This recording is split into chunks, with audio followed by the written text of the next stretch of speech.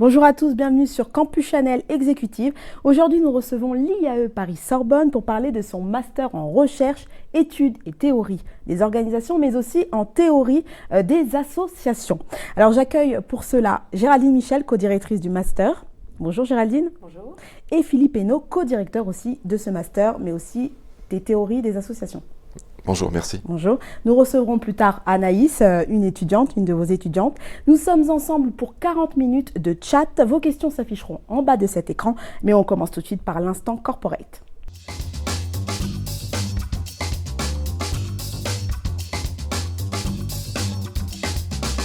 Alors Géraldine, vous avez à peu près 2 minutes pour tenter de nous donner un avant-goût de ce programme. Alors, le Master Recherche de l'IAE Paris-Sorbonne, comme son nom l'indique, ça forme à la recherche. Mais surtout, notre ambition, c'est de transformer, modifier une façon de penser dans les organisations par la recherche. Puisque voilà, l'esprit de la recherche est bien particulier. Et du coup, ce master, il va être dédié à un public en formation continue. Des personnes donc, qui viennent d'entreprises, qui ont un certain recul, qui ont déjà eu une expérience dans les organisations et qui veulent, à un moment donné, soit s'orienter vers une carrière académique, devenir enseignant-chercheur, faire une thèse, mais pas forcément. C'est aussi beaucoup de personnes qui veulent avoir une nouvelle vision, un nouveau regard sur leur façon de faire, leur façon de penser dans l'entreprise. Et cette prise de recul et cette approche par la recherche va être un atout, une formation qui, souvent ils nous le disent, change leur vie avant et après le master recherche. Et pour atteindre notre objectif, en fait, notre master s'organise autour de 4 moments forts. Donc, il y a l'épistémologie, il y a les théories, donc théorie économique, psychologie, théorie des organisations, et puis les méthodologies. Et puis enfin, le mémoire de recherche qui va être vraiment un aboutissement pour les étudiants, puisque là, ils vont mener de A à Z une recherche avec un terrain, donc des recherches appliquées, un terrain empirique qui va faire d'eux des chercheurs et aussi des personnes qui, dans leur conseil, dans leur travail, dans l'organisation, vont avoir une autre façon de penser. Très bien, Géraldine, c'est tout? Oui, je pense que j'ai... Oui. Merci pour cette présentation. On va pouvoir passer à l'entretien tout de suite avec les questions que vous posez derrière votre écran. On commence tout de suite avec la première. Vous pouvez la lire, Géraldine. Bonjour, je suis marocaine. Je voudrais savoir si, à part la maîtrise de la langue française, il y a un autre critère pour postuler. Alors, vous avez beaucoup d'étudiants internationaux? Alors oui, mais en même temps, alors oui parce que c'est en termes d'organisation, le master c'est le vendredi et le samedi. Donc déjà c'est organisé 2 à 3 fois par mois et c'est du mois de novembre jusqu'au mois de mars. Donc c'est assez concentré et ça va permettre à des personnes qui ne sont pas forcément sur Paris, pas forcément en France, de venir suivre les cours. Et après, alors, en revanche, il est vrai que les cours se passent en langue française, mais le mémoire, en revanche, il peut être écrit aussi en anglais. Donc, voilà, il y a aussi cette option-là. Donc, il y a des gens qui pourraient, j'allais dire, bien maîtriser la langue pour pouvoir la comprendre, mais par contre, pour rédiger et pour mener une recherche, ça peut être fait en anglais. Alors, quels sont les prérequis à avoir pour pouvoir bien suivre ce programme, selon vous? Ce programme, c'est un programme de formation continue, comme on l'a dit, donc à la destination des gens qui travaillent. Donc pour le master recherche organisation, c'est plutôt les gens qui travaillent en entreprise. Pour le master que je co-dirige sur les associations, c'est des gens qui viennent du champ associatif. Donc la condition, c'est d'avoir cette expérience professionnelle qui permet d'accéder, moyennant le diplôme requis, à ce galop d'essai sur la recherche qui est offert par le master, qui peut ouvrir à la fois sur un approfondissement des techniques, des méthodologies, de l'épistémologie, des théories de la recherche, mais aussi qui peut ouvrir sur l'ouverture d'un travail de thèse. On a conçu le programme pour être suffisamment léger et adapté à ce public et pouvoir accompagner dès le master les étudiants sur un projet de recherche. Donc les conditions, je les rappelle, c'est avoir une expérience professionnelle sur le secteur. Combien de mois, combien d'années? 36 mois, D'accord. Voilà, minimum. Très bien. Et un bac plus 4 minimum. Après, il y a les dispositifs bien connus de VAP, de validation. Le VAP est possible. Voilà, d'acquis professionnel. Oui, tout à fait. Et Voilà. quel type de candidat vous recherchez vraiment?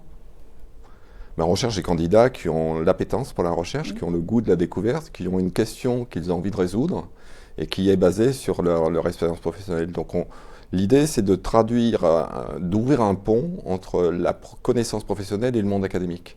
Ils sont assez rares ces ponts-là et l'IAE de Paris l'offre avec ses 2 masters. Permettent à des gens qui ont une expérience professionnelle forte et une question qui les anime, de découvrir le monde de la recherche et de pouvoir s'y exprimer dans le cadre d'un premier galop d'essai avec le mémoire recherche. Et pour ceux qui veulent continuer, parce que le goût est là cette fois, sur un travail de thèse et de doctorat. Alors Géraldine, pour postuler, comment on fait? Alors il faut un dossier, j'imagine qu'il passe un entretien.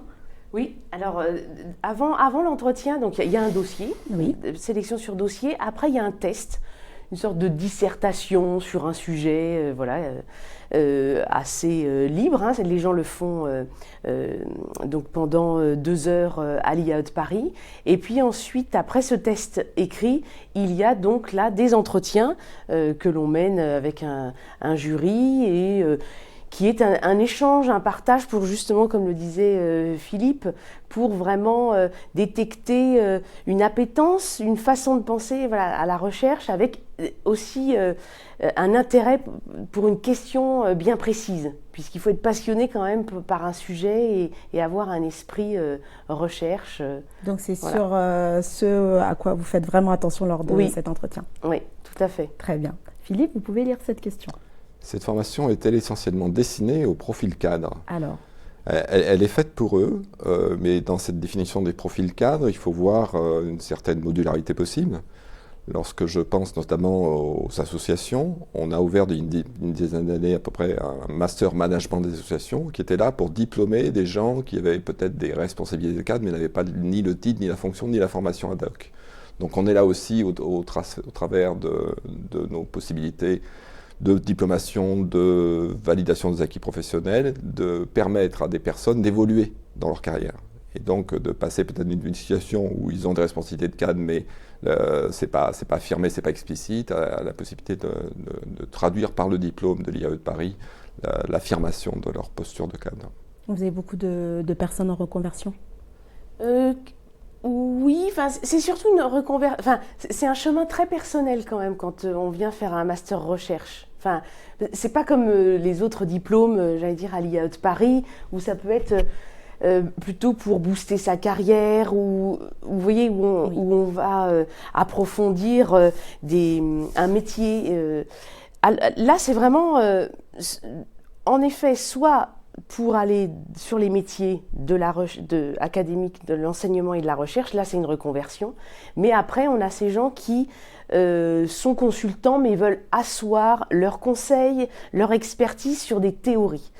Et on va dire un peu notre vraiment ce à quoi on croit, c'est cette idée qu'il n'y a rien de plus pratique qu'une bonne théorie pour la prise de décision, parce qu'il n'y a pas de recette. Il faut simplement avoir des bonnes théories, des bons concepts, comprendre les phénomènes complexes dans l'entreprise pour ensuite prendre les bonnes décisions à des bons moments.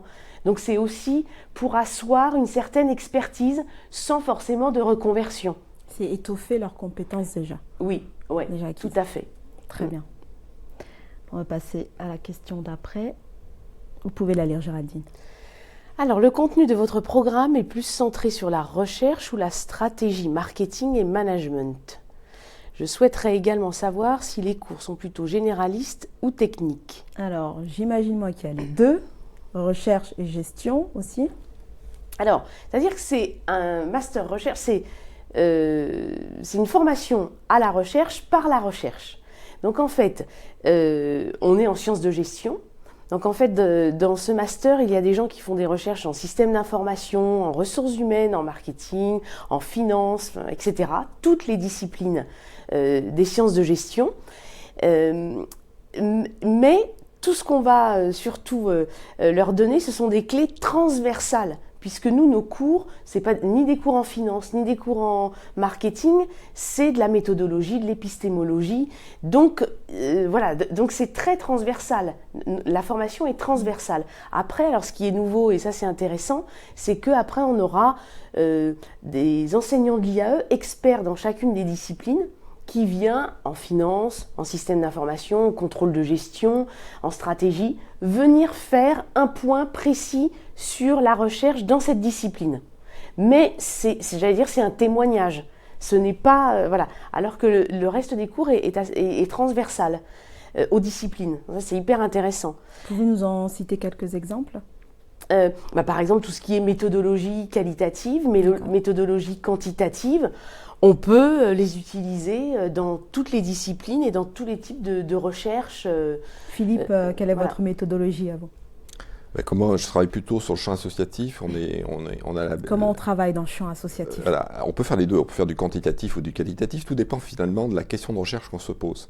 Au-delà même des disciplines qu'a évoquées à l'instant Géraldine, ce qui va être important, c'est la question de recherche. Certaines questions de recherche, pour obtenir une réponse, supposent tel ou tel type de méthodologie. Donc là, dans le cadre du master, on va former les personnes à avoir une cohérence de pratique entre leurs questions de recherche, les résultats attendus et la méthodologie qu'elles mettent en œuvre. Donc c'est ce travail de cohérence qu'on accompagne, que l'on favorise et sur lequel on forme les gens. Et chaque vraiment enseignement a son expert. Oui. C'est ça ? Oui. Donc, oui, parce qu'en fait, après, chaque personne, chaque étudiant va vraiment choisir un sujet dans une discipline. Et là, il va y avoir un directeur de mémoire qui va être vraiment là, l'expert qui va le suivre pendant 12 mois sur son projet de recherche.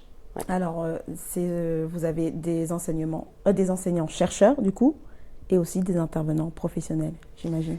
Eh ben non, puisque non, et c'est justement ça la grande différence.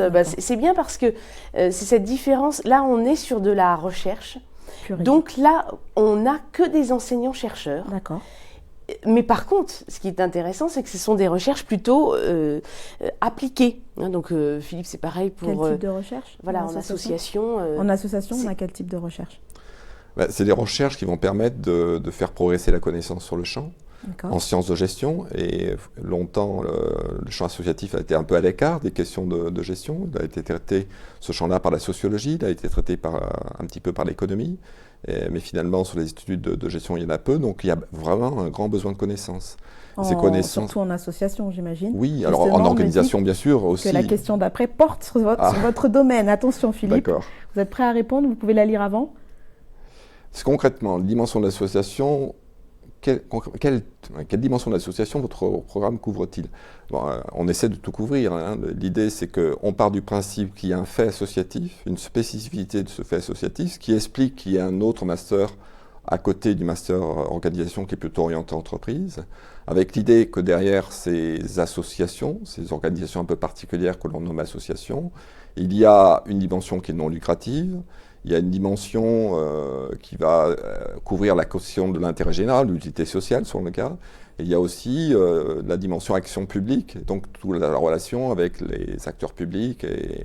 Et ça, c'est quelque chose de très spécifique. Donc l'ensemble des thématiques finalement qui permettent de progresser sur cette connaissance de l'organisation de la gestion des associations est bienvenue dans le cadre de ce master.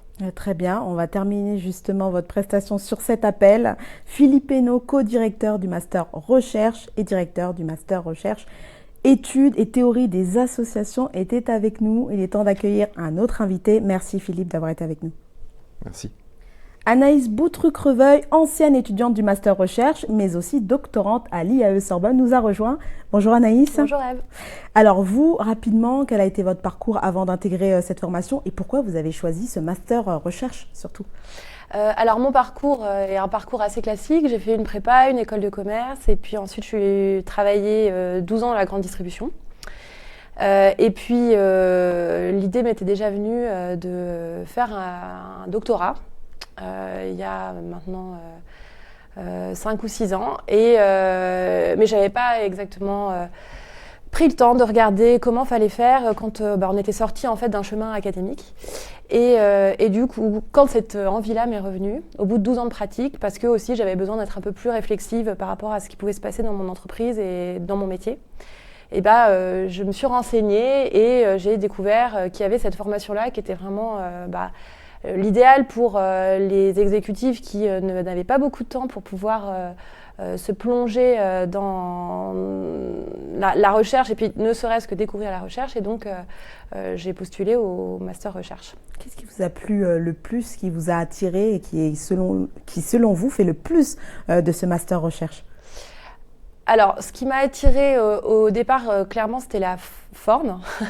C'était le fait que ça soit sur 2 jours, le vendredi et le samedi. Et que, le rythme de travail. Voilà, et le rythme de travail, parce que c'est que 2 jours, mais c'est énormément de travail à la maison. Donc, c'était aussi la possibilité de continuer à travailler, de n'avoir qu'une journée de la semaine dédiée aux études, à suivre des cours, en fait. Et puis, pouvoir garder du temps à côté. Donc vraiment au départ c'était une question de forme. Et puis ce qui m'a le plus plu au final, à la fin, c'est clairement le fond, c'est que je me suis découverte, je me suis transformée, Géraldine le disait tout à l'heure, mais moi je me suis vraiment transformée pendant cette année. J'étais venue avec finalement des a priori, mais en fait une totale méconnaissance de ce que pouvait être la recherche. Et c'est devenu, je dirais pas une passion, mais quelque chose qui m'a vraiment, amener quelque chose de totalement nouveau. Et qui a étoffé vos connaissances. Et qui a étoffé, pas mes connaissances, mes connaissances oui, mais pas que ça, vraiment ma manière de voir le monde, et le monde professionnel en particulier. Très bien. Une question pour toi Anaïs, du coup. Alors je lis. Bonjour Oui. Anaïs, selon toi, qu'est-ce qu'il est impératif de retenir avant de se lancer dans ces 17 mois de rythme de travail ? As-tu un conseil à donner pour gérer la cadence entre vie pro et vie perso ? Question importante. Ouais, c'est très important parce que effectivement, c'est un cursus qui est assez exigeant. Ce qui est impératif de retenir, c'est le fait qu'il va y avoir du travail à la maison. Clairement, D'accord. c'est ne pas penser que le master recherche se fait en venant le vendredi et le samedi à l'IAE. Géraldine, il faut être prêt à travailler à côté. Hein. Ah oui. Oui. Et puis de façon régulière. La recherche, c'est quelque chose qui se mature. Donc, on ne peut pas se dire je fais le mémoire en 3 mois. C'est vraiment tout. C'est un chemin. C'est clairement un chemin. Et puis, du coup, ce qui est impératif, c'est s'organiser. Parce que forcément, et ça fait le lien avec la deuxième partie de la question, c'est que, typiquement, pour me donner mon exemple, je me suis assez rapidement rendu compte que je n'allais pas pouvoir poser des RTT le vendredi et continuer avec ce rythme-là. Donc, je suis passée au 4/5e. Et les RTT, je les ai posés pour lire, pour travailler sur mon mémoire. Donc ça, c'est clairement aussi quelque chose auquel il faut penser. Et puis, vie pro et vie perso, c'est vrai que c'est quand même une année un peu entre parenthèses. Après, ça dépend aussi de sa situation personnelle, si on a des enfants, pas d'enfants, etc. Enfin, évidemment, ses occupations et ses passions à côté. Mais si on s'organise bien, c'est gérable. Évidemment, c'est gérable. D'accord. C'est gérable et voilà, c'est une année un peu spéciale, mais c'est tout à fait gérable, bien sûr. Alors voilà une rubrique que Géraldine va gérer maintenant. Il s'agit de la question experte.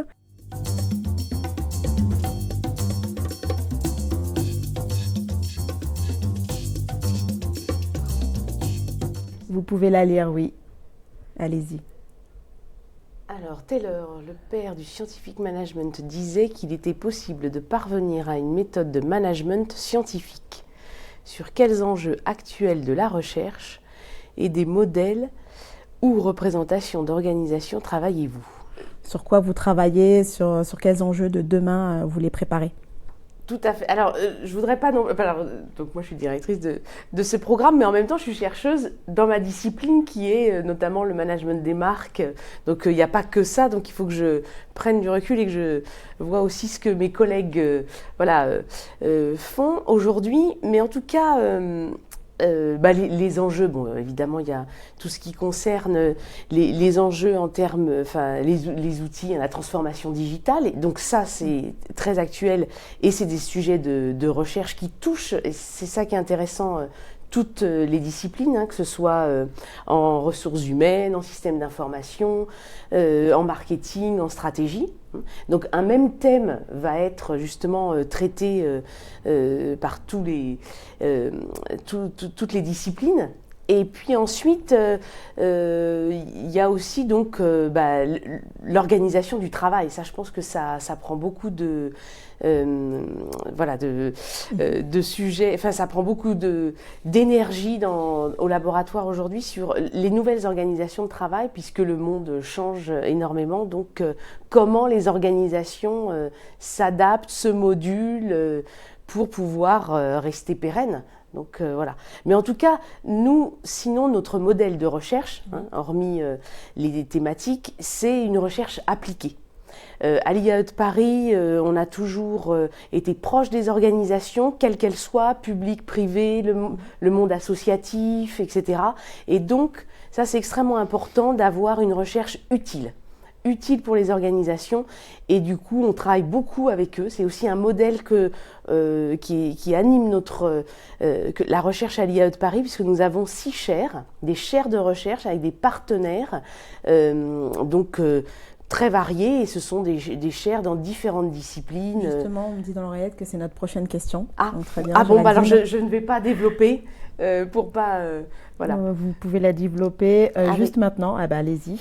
Alors donc, comment fonctionne votre département recherche et de quels outils bénéficient vos étudiants? Justement. Voilà. Donc en effet, on a la chance à l'IAE de Paris, comme maintenant Anaïs est doctorante, elle pourra peut-être mieux témoigner, mais juste rapidement un petit panorama. En effet, 6 chaires, alors je ne sais pas si je les énumère, partenariat public-privé, donc tout ce qui est mutation, anticipation, innovation. Territoire innovation également, la chaire marquée valeur, et puis la chaire MGCF, tout ce qui est milieu coopératif, voilà. Et puis Finagri, la chaire sur la finance verte. Donc toutes ces chaires abritent des chercheurs et des doctorants qui vont bénéficier de cette stimulation, émulation, de toutes ces activités qui sont faites en partenariat avec le monde socio-économique, avec des partenaires. Et justement, Anaïs, en tant que doctorante, tu peux nous parler de ces partenaires, de ces activités et des outils que vous bénéficiez pour vos recherches, en fait. Oui, alors de manière très concrète, en fait, chaque doctorant fait partie d'une chaire. Donc une chaire, c'est une forme de communauté qui anime à travers de conférences, de rencontres avec des entreprises, de projets à plus ou moins long terme. Ça grossit le réseau en même temps. Ça grossit le réseau, exactement. C'est aussi des entreprises qui vont financer la chaire. Enfin, c'est des projets de recherche qui vont se mettre en place parce que ces entreprises-là vont se poser une question et que du coup, il va y avoir besoin d'un doctorant pour pouvoir y répondre, ou en tout cas y proposer une réponse. Et puis après, en termes d'outils, de manière plus générale au sein de l'IAE, qui ne sont pas seulement les chaires, c'est toute l'équipe de la recherche qui vont accompagner les doctorants tout au long de ce chemin. Qu'on commence à apprivoiser dès le master, mais qui se met en place et puis qui est jalonné pendant ces 3 années-là. Donc c'est une équipe, un laboratoire aussi. Un laboratoire, concrètement, en sciences de gestion, on n'a pas d'outils tellement techniques. On n'est pas sur un laboratoire physique quantique ou je ne sais quoi, mais en tout cas, on a un laboratoire avec des logiciels qui nous permettent de traiter nos données, qui nous permettent aussi de travailler ensemble, puisque c'est vrai qu'on peut être assez isolé quand on est en doctorant, mais justement, notamment le fait d'avoir un espace en commun alimente ce sentiment de communauté. Et puis voilà, je souligne à nouveau le rôle de cette équipe pédagogique qui fait aussi le lien avec le rattachement de l'IAE à l'université, pas rien. Et donc, du coup, aux différents programmes et cours auxquels on peut participer. C'est un environnement pédagogique vraiment dédié à l'univers de la recherche, en plein dedans. Et auquel on appartient dès le master recherche. D'accord. Oui, et donc là, je souligne qu'en effet, les étudiants du master recherche, ils ont d'ailleurs dans leur cursus 20 heures à aller à aller suivre des conférences, des ateliers de travail dans ces différentes recherches selon leur sujet. Donc, il y a vraiment un partage dès le départ dans le master recherche avec les chaires, voilà, qui ne sont pas que pour les doctorants, mais aussi pour les étudiants. Donc c'est un master recherche ponctué par ces événements aussi. Tout à fait. Oui, c'est le moyen aussi de s'acculturer en fait dès ce master recherche à la recherche. Et puis on est à la fois dans ce master apprenti chercheur, donc on est des chercheurs mais pas tout à fait. Enfin, c'est un statut un petit peu temporaire et sur lequel on doit travailler pour le construire. Mais du coup, le fait d'avoir au sein de la recherche globale des points de contact comme ça permet effectivement de s'acculturer à cet univers-là et puis aussi de faire des contacts avec des alumni. Donc c'est vrai que ça a été l'occasion à nombreuses reprises quand j'étais dans le master recherche et maintenant quand je suis doctorante, d'échanger, de donner, c'est pas forcément des conseils, mais des retours d'expérience sur le devoir numéro 2 de méthodologie, comment c'était passé, etc. Voilà, donc c'est un moyen aussi de Et juste en parlant de relations et de contacts, est-ce que vous pouvez nous donner juste un ou deux exemples d'entreprises avec lesquelles vous êtes en relation ? Alors dans les chaires, il y a notamment je vais parler il y a Vinci pour la chaire PPP, il y a excusez-moi, là j'ai pas les noms tous en tête. Il y a déjà Vinci. Voilà. Voilà, et puis d'autres, il y a aussi référence DMD pour la chaire marque et valeur. Enfin, en plus, les partenariats ne sont pas forcément des grandes entreprises, c'est aussi parce qu'on est proche de toutes les entreprises. Et référence DMD, justement, c'est sur les PME, TPE, donc c'est extrêmement important aussi de leur apporter des résultats de recherche qui sont aussi utiles pour des petites organisations et pas uniquement des multinationales. Très bien. Oui. Alors, Géraldine, peut-être ? Oui. Où se déroulent exactement les cours ? Les cours se déroulent en face à face à l'IAE de Paris, donc, qui est dans le 13e arrondissement à Paris. Donc, c'est à côté de la bibliothèque François Mitterrand. Voilà, c'est le centre Bioparc. Et du coup, d'ailleurs, j'y pense, pour voir les locaux, c'est tout à fait possible. C'est ouvert, et notamment le 17 mars, puisqu'il y aura les journées portes ouvertes. Le 17 mars à l'IAE de Paris, et donc il y aura un stand pour le master recherche et puis aussi pour le master recherche dédié au monde associatif. Donc à noter, le 17 mars, journée portes ouvertes à l'IAE. Voilà. En tant qu'apprenti chercheur, qu'est-ce qui est bien en fait au sein de l'IAE d'étudier au sein d'une université en fait, avec les valeurs universitaires, etc. Qu'est-ce que ça apporte en plus ? Je pense que le fait d'être attaché à une université, sans pouvoir vraiment comparer la manière dont est menée la recherche et dans une école de commerce par exemple, en tout cas moi ce que j'ai pu voir, c'est que justement il y a à la fois cette excellence académique de l'université, le fait que ça soit rattaché et quand même un peu une antenne de l'université, mais avec un schéma de formation continue, d'anciennes exécutives, etc., c'est qu'il y a un vrai pont qui est fait avec les entreprises, de par le fait que les étudiants viennent des entreprises et de par le fait que les chaires financent les entreprises financent en partie ces chaires-là. D'accord, ça c'est vraiment l'avantage. Ouais, moi je trouve que c'est vraiment l'avantage. Et puis après, et c'est peut-être un préjugé que j'ai, mais le fait est aussi que on a une vision de ce qu'est la recherche en France dans les universités. Alors même si l'IAE et les professeurs vont nous amener à nous ouvrir à l'international par tout un tas ne serait-ce que par les articles qu'on va pouvoir lire, les revues peut-être auxquelles on va pouvoir prétendre, etc. Il y a quand même une dimension université française qui nous permet d'être au cœur de l'actualité de la recherche, de l'amélioration des connaissances parmi des enseignants-chercheurs français.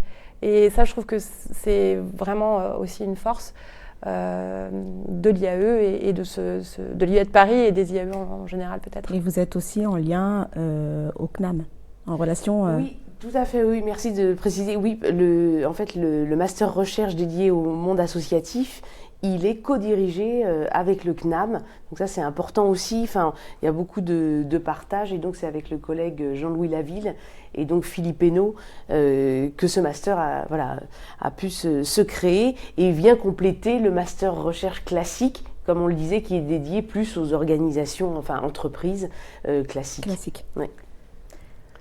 Alors, Géraldine. Ah, c'est bon, d'accord. Alors, est-ce que la plupart décident de poursuivre ou de se lancer sur le marché ? Et comment cela se passe pour ceux qui décident de poursuivre la formation par une thèse ? Alors, sincèrement, pourcentage, c'est presque, oui, 50, hein. C'est-à-dire 50% des étudiants du master recherche qui vont faire un doctorat et d'autres qui continuent, mais autrement, parce qu'on a dit que c'était un parcours de transformation, qui continuent autrement leur activité professionnelle, soit dans l'organisation, aussi en intégrant des départements en recherche et développement, ou aussi en ayant un métier de consultant, expert, conseil En important. général, ça finit en consultant expert. Oui, D'accord. voilà. Et vous leur conseillez de poursuivre un doctorat ou en général, qu'est-ce qui est plus judicieux ? Ah bah non, franchement, enfin, évidemment, tout ça est un partage et même l'étudiant, il se rend compte s'il est fait, parce qu'on est fait ou on n'est pas fait pour la recherche. Parce qu'à un moment donné, faire de la recherche et un doctorat, c'est 3 ans, voire 4 ans de recherche sur un même sujet. C'est un état d'esprit. Et même si on peut avoir une appétence à la recherche grâce à ce master, il y en a qui après pensent qu'il y a quand même une démarche personnelle très lourde. C'est quand même une autre vie que d'être enseignant-chercheur. Donc on conseille évidemment aux gens qui nous paraissent les plus aptes à faire ce chemin de continuer évidemment à l'IAE de Paris et au sein de nos chaires. Et c'est ce qui s'est passé pour... Au sein de ta promo, il y en a beaucoup qui ont fait comme toi ? La moitié, on était vraiment dans la statistique, pour un peu généraliser, mais oui, on était 14 dans ma promo, 7 ont continué en doctorat et 7 n'ont pas continué. Et à chaque fois, ça a été un choix, c'est-à-dire que je connais personne dans la promo qui a subi le fait de ne pas continuer ou le fait de continuer. Et ça a été un choix maturé tout au long de l'année. Je veux dire, il n'y a pas eu le coup près de la fin d'année du mémoire, c'est que finalement, chemin faisant, ils se sont rendus compte, comme le disait Géraldine, que soit ils étaient faits pour poursuivre, soit ils avaient tiré profit de cette année-là pour leur carrière actuelle et puis leur carrière en devenir, et que ça allait bien pour eux comme ça. L'employabilité dans le secteur, elle est bonne ? Alors après, oui, parce que on a beaucoup, le master recherche a 22 ans, hein, donc on a une réputation et on a vu beaucoup passer d'étudiants et alors déjà ceux qui étaient dans l'entreprise, ils restent dans l'entreprise, hein, mais avec un nouveau regard, d'autres visions sur la façon de penser les organisations. Et pour ceux qui continuent dans, on va dire, des carrières académiques, oui, il y a une forte employabilité, que ce soit à la fois dans des écoles, écoles de commerce, et à l'université, avec le statut de maître de conférence, et puis ensuite de professeur, etc. Donc, en tout cas, pour notre part, là, oui, il y a des débouchés, et c'est quand même aussi une vocation, l'enseignement, la recherche. Et donc, on est tout à fait, en tout cas, on est très fiers des carrières de nos étudiants des années passées. Oui. Est-ce que c'est une vocation qui paye bien au niveau salarial? Mais moi, j'allais dire, je peux répondre, mais je te laisse. Mais pour moi, c'est payer en termes d'enrichissement. C'est pas le nombre de zéros sur en bas de la fiche de salaire. C'est un enrichissement personnel et intellectuel, et c'est un partage continu. La recherche, c'est que des travaux en collaboration, c'est des thématiques qu'on approfondit, et donc ça paye dans le sens de donner du sens à son travail, de donner du sens voilà, à ses activités diverses et variées. Moi, mais je te laisse répondre évidemment, Anaïs. Alors après, moi je suis pas encore docteur, donc je suis pas encore, j'ai pas encore, je ne vis pas, doctorante, voilà, je ne vis pas encore du diplôme que je n'ai pas fait. Mais en tout cas, ce que je voudrais dire, c'est que effectivement, venant du privé, j'ai vu aussi les limites de ce que ça voulait dire bien payé. Mais sans avoir aucun sens. Alors après, ou en tout cas très peu. Et moi, j'ai fait cette espèce de trade-off en me disant, je serais certainement moins bien payée que ce que j'étais en travaillant dans une grosse multinationale. C'est sûr. Mais en tout cas, ça m'alimente tellement que je fais ce compromis-là. Aucune décision n'est définitive. Pour moi aussi, je vis comme quelque chose d'assez vocationnel. C'est-à-dire que ça m'est revenu très régulièrement, le fait de vouloir faire un doctorat, parce que je voulais enseigner, parce que voilà, il y avait quelque chose qui n'est pas venu du jour au lendemain. Et je pense que c'est cette rupture de sens par rapport à cette paye qui m'a amenée à ça. Très Donc bien. voilà. Oui. Ça ne t'inquiète pas plus que ça. Non, je suis vraiment pas inquiète, puisque effectivement, comme le disait Géraldine, le master, la réputation aussi de l'IAE en recherche est excellente. Et que tout de suite, on fait carrière en fait. Bah oui, après, normalement, ça coule de source. Ouais, normalement, ça coule de source. Et puis, c'est suffisamment long, on est suffisamment encadré pour pouvoir se faire aussi le réseau, un nouveau réseau. Encore le réseau, Anaïs, elle tient au réseau, mais c'est important. Très important, le réseau, bien sûr. Surtout quand c'est un réseau qu'on ne connaît pas, puisqu'on vient d'un autre monde. Hein. Très bien. Alors, toujours sur la carrière. Sur quelle carrière se lancent vos étudiants à la fin du cursus ? Oui, ça rejoint ce qu'on disait, des carrières de consultant en management. Voilà. Aussi Et d'autres postes plus orientés vers les études, vers la recherche dans les organisations. Et puis après, les métiers académiques, on va dire, le parcours académique. On veut des exemples, on veut 2-3 exemples. Vous en avez en tête ? Oui, alors je vais donner l'exemple, d'ailleurs c'est un peu une anecdote.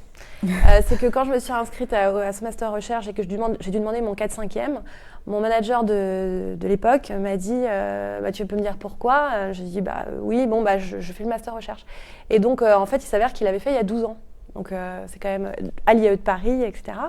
Et que en fait c'était devenu mon manager et qu'il avait mis à profit ce master recherche là pour retourner en entreprise et en fait prendre davantage en charge de projets qui visaient la transformation organisationnelle dans une activité commerciale. Enfin bon, bref. Donc il a vraiment mis en application, mais je veux dire d'un point de vue pratique. Et puis à l'inverse, on va avoir des gens comme moi, ou comme mon directeur de recherche, qui est un ancien praticien de la grande distribution, qui a fait cette reconversion il y a 12 ans et qui maintenant est professeur à l'ENS. Mesdames, c'est la fin de cet entretien. Il est temps de conclure. Vous avez 1 minute à vous deux. Vous avez la parole tout de suite. Allez-y. Alors, juste déjà, pour encore mieux connaître notre master recherche, non seulement il y a le rendez-vous du 17 mars, journée portes ouvertes, mais aussi le 2 avril. Là, c'est une réunion d'information spécifique au master recherche. Donc là, ce sera vraiment que des personnes qui pourront répondre à toutes vos questions sur cette formation, parce que c'est vrai que, ça on me l'a toujours dit, et j'avais téléphoné à quelqu'un juste avant cette interview, c'est que ça transforme, c'est-à-dire qu'il y a avant et après le master recherche, et ça transforme la façon de faire les choses, même dans les organisations. Donc, je pense que ça vaut la peine de s'interroger si on a envie de changement et de mieux, en tout cas, d'aller au bout de ses passions et de ses centres d'intérêt. Voilà. Très bien, belle conclusion. Un mot, Anaïs ? Juste pour conclure, vraiment, c'est une année extraordinaire, d'excellence et de bienveillance. Et vraiment, si vous êtes dans cette position-là, je vous invite à postuler. Excellence et bienveillance, on terminera sur ces 2 mots et bien plus encore. L'IAE Paris-Sorbonne était avec nous. Merci à toutes les deux et à Philippe Ossieno qui était avec nous en première partie. Ils étaient tous les 3 là pour répondre à vos questions sur leur master recherche. Merci de nous avoir suivis. À très bientôt sur Campus Channel Exécutive.